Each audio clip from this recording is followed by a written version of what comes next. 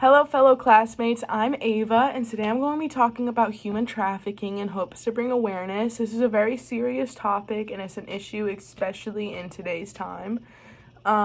This is a topic that I've been interested in for a while, but I have recently become very passionate about. Growing up, I never really understood what trafficking was, but I knew that I was scared of it, and I knew that I should be scared of it.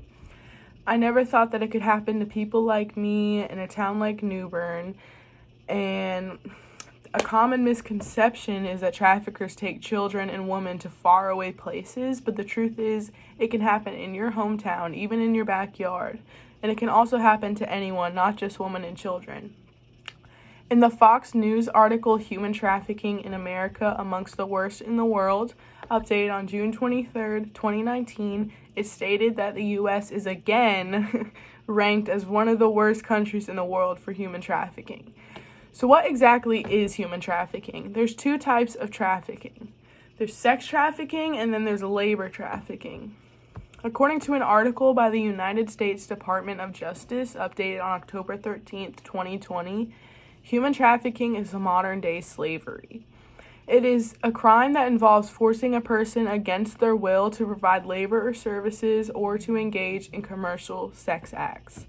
Exploitation of a minor for commercial sex is human trafficking, regardless of whether a form of force or fraud was in use. There's no single profile or defining traits of a trafficking victim. It can be anyone, but people in unstable situations, poorer people, and people looking for a better life are usually preyed on by traffickers. Let's talk numbers. According to the LEB article by Amanda Walker Rodriguez and Rodney Hill on March 1st, 2011, estimates place the number of domestic and international victims in the millions. Human trafficking is the fastest growing business of organized crime and the third largest criminal enterprise in the world. As time goes by, the numbers only increase and the situation has become worse.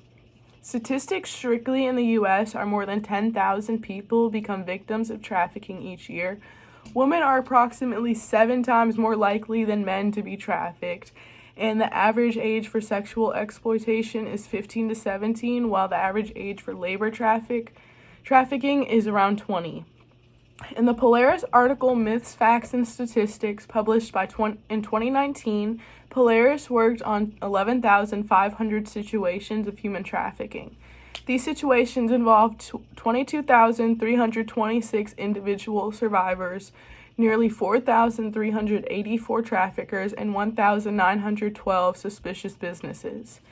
You can see how hard it is to put an exact number on overall human trafficking because the number increases every single day. Now let's talk about the warning signs.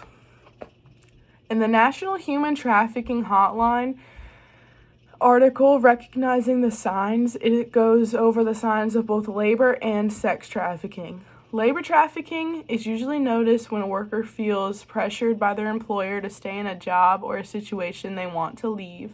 It can also be seen as an isolated work conditions, being threatened by their employer with deportation or harm, or maybe living in overcrowded, inhumane living conditions provided by the employer.